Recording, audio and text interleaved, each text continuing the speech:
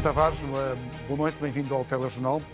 A Madeira foi a votos no fim de semana passado por causa de um caso de justiça envolvendo o líder do PSD Madeira. No final, o PSD Madeira quase alcançou a maioria absoluta. Agora vamos a votos nas eleições nacionais por causa de um caso que não é de justiça, mas de ética, para já, envolvendo o Primeiro-Ministro. Depois do que aconteceu na Madeira, pensa que poderá acontecer o mesmo nas eleições nacionais?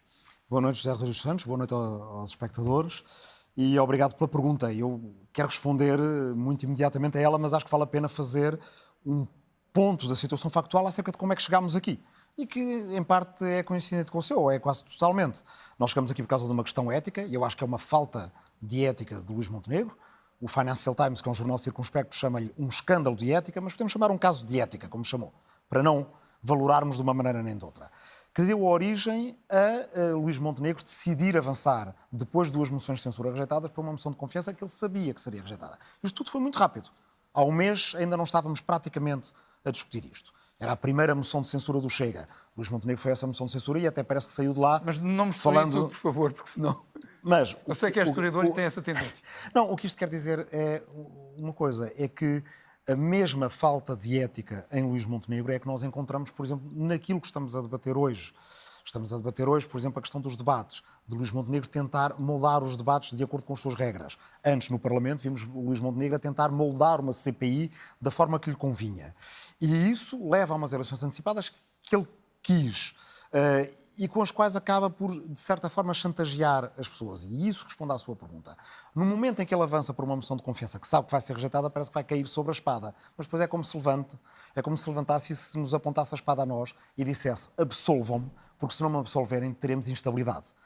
E aí a resposta à sua pergunta é muito simples. Vamos ser nós a decidir, nós, os portugueses e as portuguesas, é que vamos decidir se nos devemos contentar, conformar com essa ideia de que, olha, há uma falta de ética do Primeiro-Ministro, mas ele agora está a vender-nos estabilidade e vamos aceitar que ele nos venda a estabilidade, ou se nos vamos lembrar, basta lembrar disto, é que Luís Montenegro, há um ano, estava a vender-nos ética. Luís Montenegro tinha um cartaz que dizia: faltas de ética, estamos todos fartos, não se aguenta mais, votem na AD.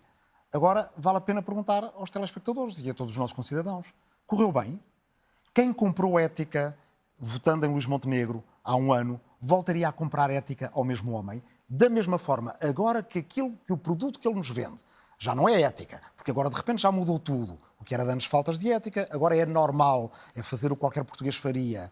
Enfim, é tudo aquilo que ouvimos do Primeiro-Ministro. Agora o que ele nos diz é: dê-me estabilidade, estabilidade, estabilidade, como dizia António Costa. Ora, estabilidade, vale a pena... Termino só com isto. Vale a pena a gente pensar e rir-se um bocadinho. O homem que há poucas semanas rebentou com o seu próprio governo porque não queria responder a umas perguntas no Parlamento, vem vender-nos estabilidade. Se a estabilidade dele for tão boa como a ética dele, estamos feridos. Devo presumir que a campanha vai incidir sobretudo sobre este caso ou sobre os projetos dos partidos? Vai ter as duas coisas, naturalmente, mas nós não podemos ir para uma campanha eleitoral fazendo de conta que o elefante não está no meio da sala. Quer dizer, a primeira pergunta que as pessoas nos fazem na rua é: porquê é que estamos a ir a eleições de novo? Bem, estamos a ir a eleições de novo por causa daquilo de que aqui falámos. E mais, esse Luís Montenegro, essas faltas de ética, revelam-se nas coisas grandes e pequenas, e como vimos a propósito dos debates e da maneira como Luís Montenegro se arroga a vontade de decidir que debate com Paulo Raimundo, que tem 4 deputados, mas não debate com Mariana Mortágua, que tem 5. Manda Nuno Melo, que foi eleito em coligação, debater com a Inês Sousa Real, que foi eleita sozinha, e nem estou a falar do meu caso, significa que é o mesmo tipo de forma de procurar interferir nas regras do jogo que não deve ser o candidato a primeiro-ministro a definir. A área socialista contou com uma maioria absoluta de 2015 até ao ano passado, começando com a Geringonça e depois culminando com a maioria absoluta do Partido Socialista. Como explica que desde então tenha havido tanta perda por parte dos partidos da área socialista?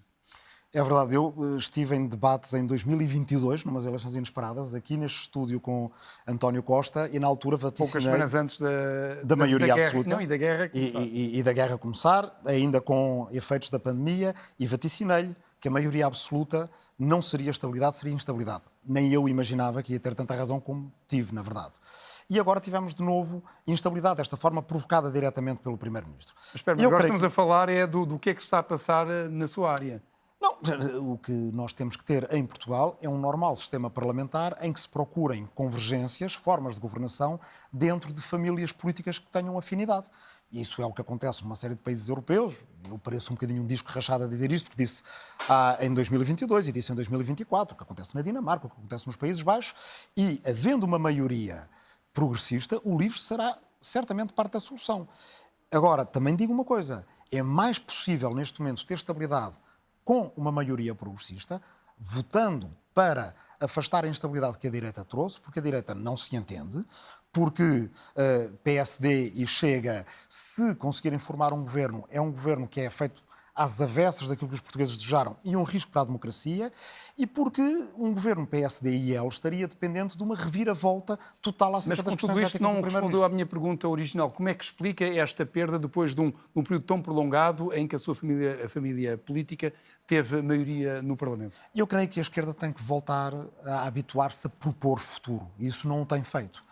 Nós estamos numa posição muito defensiva em muitas áreas. Defesa da democracia é importante, defesa dos direitos humanos é importante, defesa dos direitos sociais é importante, mas de tanto defender é um bocado como as equipas de futebol, acabamos a recuar. E é verdade o que diz, a esquerda perde cerca de 800 mil votos de uma maioria sociológica que tinha em Portugal para estar agora minoritária, é preciso voltar a conquistá-los e acho que o LIVRE o faz, muitas vezes com críticas dentro da nossa família política, porque nós não desistimos de falar com as pessoas, nós não desistimos de disputar eleitores à Iniciativa Liberal, à AD, e sabemos que quando dizemos aquilo que eu disse há pouco, que é atenção, não queiram agora comprar estabilidade ao mesmo homem que antes vos vendia ética e vos falhou, nós estamos a conquistar votos a eleitores que eram de esquerda há 3 ou 4 anos e que nós não enjeitamos porque votaram na direita uma vez. Acha que no atual quadro é realista considerar que a Geringonça é possível ser reeditada depois destas eleições? Bem, eu creio que, primeiro, é preciso afastar Luís Montenegro. Eu creio que Luís Montenegro vai ser um problema para o nosso país. É um problema muito sério que teremos tempo de discutir durante estas semanas, mas, na verdade, Portugal tem 2 formas de lidar. Ou fazer de conta que não é nada, porque alguns aconselham-nos isso, que é, olhem, deixem lá a ética para os suecos e para os dinamarqueses, em Portugal temos que nos contentar com pouco.